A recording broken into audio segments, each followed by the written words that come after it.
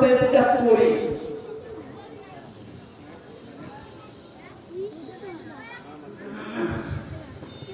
আসসালামু আলাইকুম ওয়া রাহমাতুল্লাহি ওয়া বারাকাতুহু। আলহামদুলিল্লাহ الذي جعل الشمس والقمر بحسبان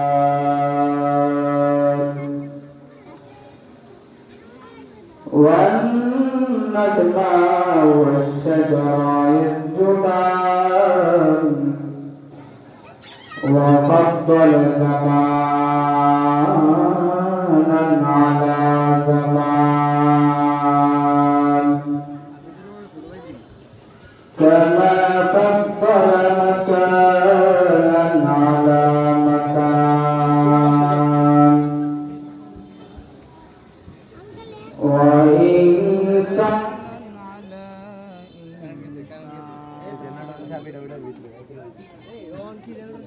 ونشهد أن لا إله إلا الله وحده لا شريك له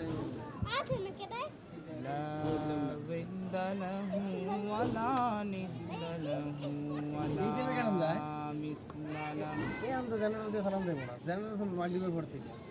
الذي أرسله تعالى بالحق بشيرا ونذيرا وداعيا إلى الله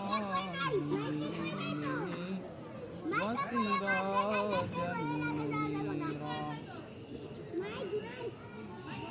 وبعد فأعوذ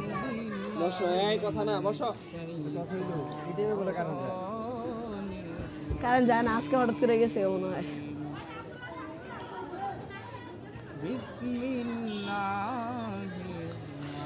ভাই মহিলা মহিলা ঢুকার লেগে কোনো লোক দিবা না তুমি?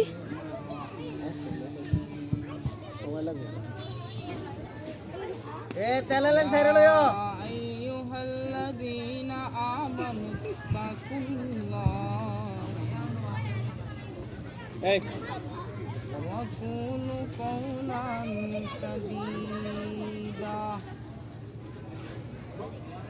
يصلح لكم أعمالكم ويغفر لكم ومن يطع الله فقد فاز فوزا عظيما. وقال رسول الله صلى الله عليه وآله وسلم من يضمن لي ما بين لحييه وما بين رجليه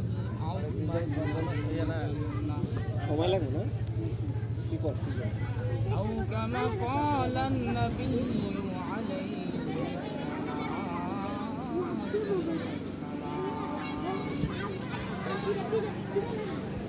ربي زدني علما ربي يسر ولا تعسر وتمن علينا رب اشرح لي صدري ويسر لي أمري واحلل عقدة من لساني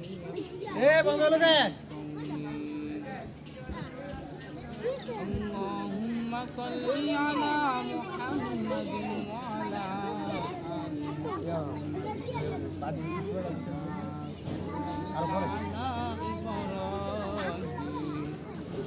وعلى آل إبراهيم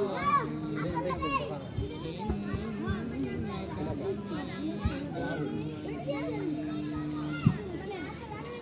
اللهم بارك على محمد وعلى آل محمد كما باركت على إبراهيم وعلى آل إبراهيم إنك حميد مجيد.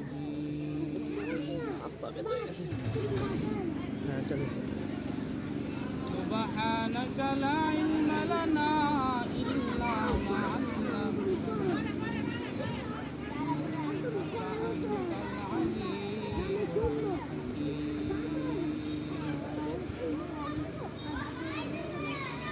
निगाह मोमिन से तो बदल जाती है तकदीर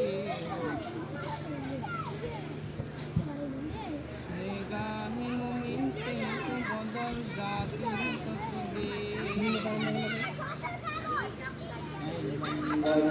वतनी की कुदरत का इशारा अरे बंदगी को वतनी की कुदरत का इशारा अरे मर्द फिरत तरफ मासी की जरूरत अरे मर्द फिरत तरफ मासी की जरूरत असोबत साले की सवा कोई नहीं चारा असोबत साले की सवा कोई नहीं चारा ला इलाहा इल्लल्लाह ला इलाहा इल्लल्लाह ला इलाहा इल्लल्लाह ला इलाहा इल्लल्लाह ला इलाहा इल्लल्लाह ला इलाहा इल्लल्लाह ला इलाहा इल्लल्लाह मुहम्मदुर रसूलुल्लाह अल मदरसा चौबट रसूल सल्लल्लाहु अलैहि वसल्लम যুব সমাজের উদ্যোগে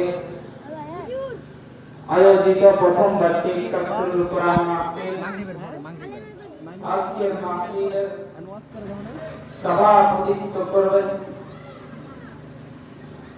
আলহাজ শরীফ হোসেন খান আমার সামনে উপস্থিত এই এলাকার দূর দূরান্ত থেকে আগত আল্লাহ পাকের জাকির শাকির মুহিব্বিন মুরব্বি আমার সমবয়সীর কলিজার টুকরা যুবক ভাইরা পর্দার আড়ালে লাইকে অবস্থানরত মা ও বোনেরা আল্লাহ পাকের দরবারে লাখ কোটি শুকর ও সুজুদ যে মহান আল্লাহ তাআলা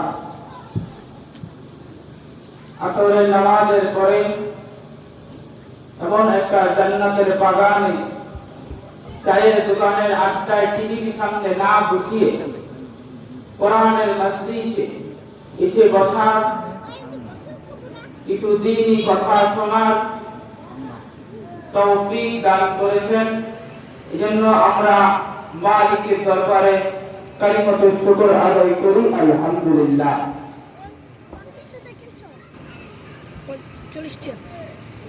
আমি আপনাদের সামনে যে আয়াত ও হাদিস পেশ করলাম উক্ত আয়াত ও হাদিসের আলোকে সামান্য কিছু সময়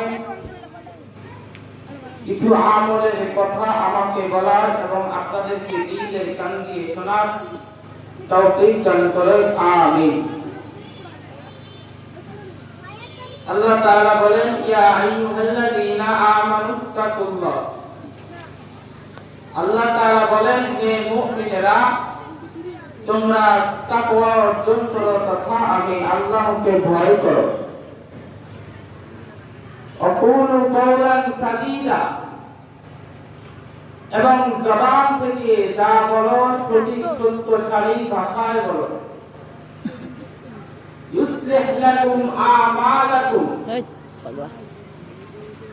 বিনিময়ে তোমাদের লাভ হবে তোমাদের ত্রুটিযুক্ত আমলকে আমি আল্লাহ ত্রুটি মুক্ত করে দেব ওয়ায়াগফির লাকুম যুনুবাকুম এবং তোমাদের কৃত গুনাহকে ক্ষমা করে দেব ওয়ামাই ইউতিইল্লাহ ওয়া রাসূলাহু যে ব্যক্তি আল্লাহ ও আল্লাহর রাসূলের অনুকরণ করবে ফাকাদ ফাযা ফাওজান আযীমা তাদের বিজয় হবে অত্যন্ত চূড়ান্ত বিজয় নবী হাদিসে বললেন মাইয়াসমাল লিমা বাইনা লাহিয়াইহি ওয়া মা বাইনা রিজলাইহি আফমাল লাহুল জান্নাহ নবী হাদিসে বললেন যে ব্যক্তি দুটো জিনিসের হিফাজত করতে পারবে ওই বান্দাকে জান্নাতে নেওয়ার জন্য আমি নবী জিম্মাদার হয়ে গেলাম। দুটো জিনিসের এক হলো জবানকে কন্ট্রোল করা, লজ্জাস্থানের হেফাজত করা।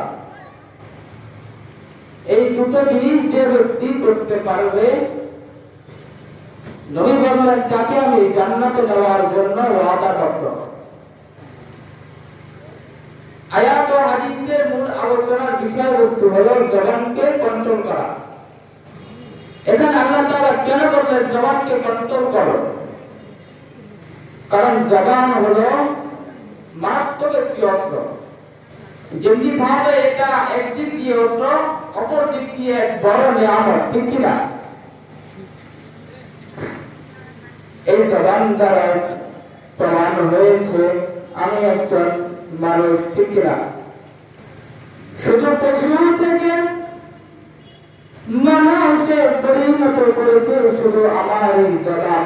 এই জবান প্রমাণ করে দিল আমি একজন মানুষ। এই জবান আবার পাক করে বুঝে দিল, এই জবান পাক করে বুঝে দিল মানুষ থেকে আমি একজন মুমিন মুসলমান।